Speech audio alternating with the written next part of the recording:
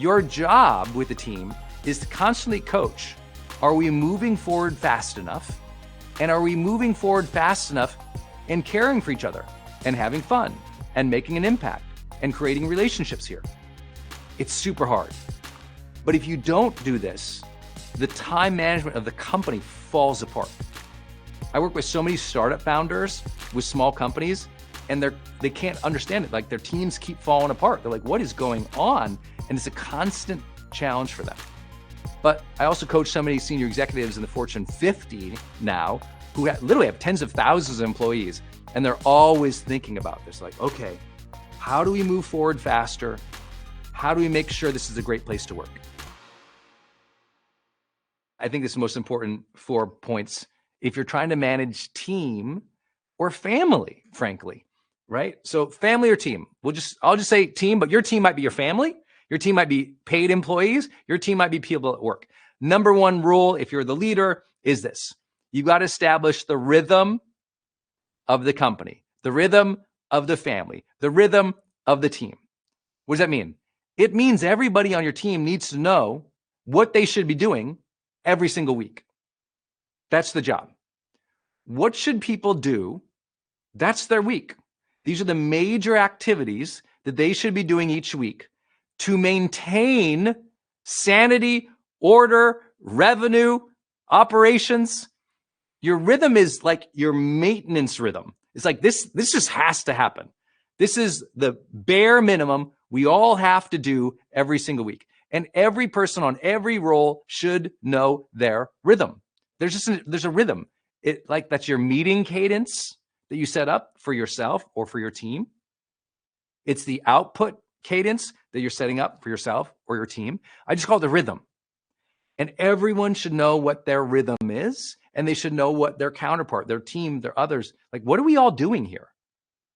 The more that you can establish that rhythm to meet the objectives of the team, again, that's whether you're a family or your team that you're at with work, the better. So you always start with, what are we trying to do? Right? What are we trying to do? Let's build a rhythm for that.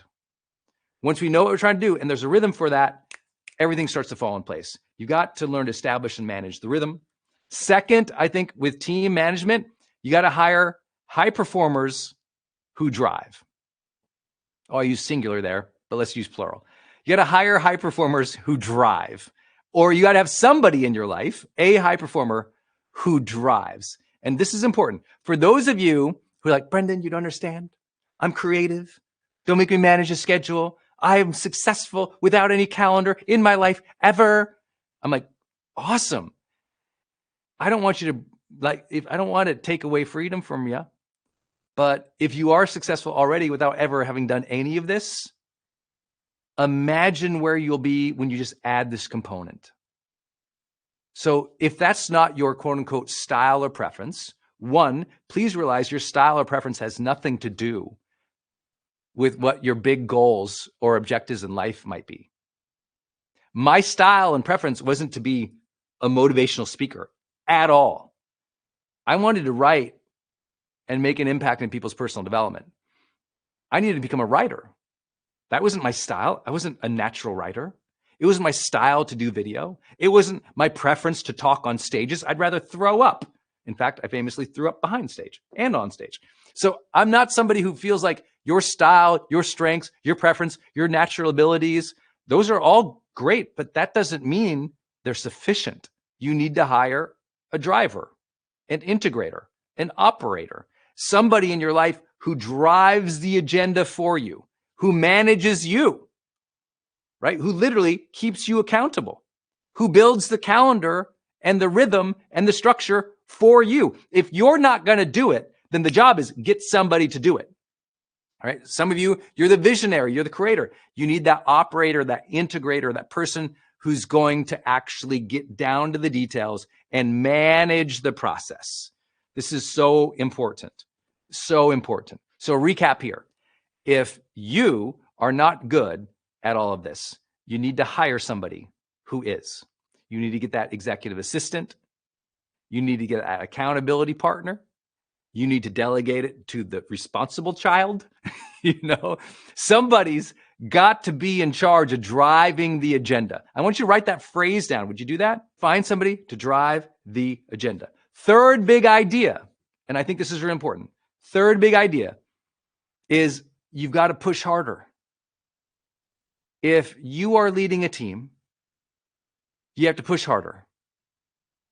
And I know people are on team like, oh my gosh, don't say burn out your team. No, we're talking about teams' time management. There is no team in the world that has 100% perfect time management. And as a leader, what happens is you believe you've hired higher performers. Everyone's managing their time. And what you don't realize that organizational theory shows across, like, I think all of research ever, let's just go there, that there's a lot of slack in the system. Meaning that most people who say, yeah, I'm slammed, I'm 40 hours all week, they're not, because they tend to focus on things that might not matter. Your job is to push harder about time optimization and the needle movers. So catch me, I'm not saying burn out your team. I'm saying most teams are incredibly inefficient. And as leaders, we often don't think about making them more efficient, but maybe once a quarter, twice a year, we have the conversation. If you're a leader of a team, you actually have to have this time management conversation all the time, right? All the time. Like literally monthly, it has to be a conversation where you ask people, is there any bandwidth? If someone on this team has bandwidth, would you raise your hand? Would you let me know? Would you tell me? Because often what happens with teams too is people get too much bandwidth and they got an extra 4 or 5 hours a week. They're not doing anything. And at some point, because of that, they become more and more disengaged. And as a team, less and less high performing. So there's got to be someone on the team. Sometimes that's the manager, right? Or the supervisor who's just checking in. How are you doing? What were your goals this month? Did you fulfill them? Did you have any extra time? How's it going? This type of question is so important, okay? It's about you giving yourself permission to push harder about time optimization with your team. Very hard to have that conversation for many people because they're like, well, I don't know, is that rude? I'm like, no, that's responsible. If they're on your team and they're wasting your time, if you're an entrepreneur, that's your money, right? If they're wasting time, they become less engaged, less fulfilled. They feel like they're not contributing as much. So now they're just like kind of there, but not really all in. So you have to find that balance, which is hard. Sometimes, again, you have to hire that driver of the agenda who helps you do that, right? You can't be all things to all people. That's really important to know. Like I'm someone who's probably terrible at that piece. So I have to have the other leads on the team to do that more than me. Like I just can't. I'm doing too many roles. So again, if you're the visionary, you're the creator, you're the entrepreneur, this is where you get support in team to manage those schedules, to manage those details, and to keep pushing the thing forward versus waiting on you. It's super hard. There is no right answer, and I've never met anybody. That's why I can say universally to everybody, you got to push harder on this front. You got to push harder. Okay, last big idea, and this also complements it, is that you got to coach for speed and culture. And sometimes they're two different things, right? Not every culture is oriented towards speed. And not every time do you have things going really fast is a culture maintained. And so your job with the team is to constantly coach. Are we moving forward fast enough? And are we moving forward fast enough and caring for each other and having fun and making an impact and creating relationships here? It's super hard. But if you don't do this, the time management of the company falls apart. I work with so many startup founders with small companies, and they can't understand it. Like their teams keep falling apart. They're like, what is going on? And it's a constant challenge for them. But I also coach so many senior executives in the Fortune 50 now who literally have tens of thousands of employees, and they're always thinking about this. Like, okay, how do we move forward faster? How do we make sure this is a great place to work? How do we move forward faster? How do we make this a great place to work? They say it like it's like a rhythm in their head, and they're constantly trying to coach their senior executives to this. And I think if you're in a company where the time is not being managed well, it just needs more coaches on the field helping people understand how to do those things. And that is where a lot of the time management structures of productivity come into place. So a reminder, Growth Day members, under the Learn section, you can go watch past replays, or you can even go into your courses area and find entire productivity sessions with any teacher you like, or a productivity course. And I think that's important because a lot of companies, organizations, entrepreneurs, they need a little bit more conversation around this topic than I could cover today in 50 minutes. So I hope that is helpful for you.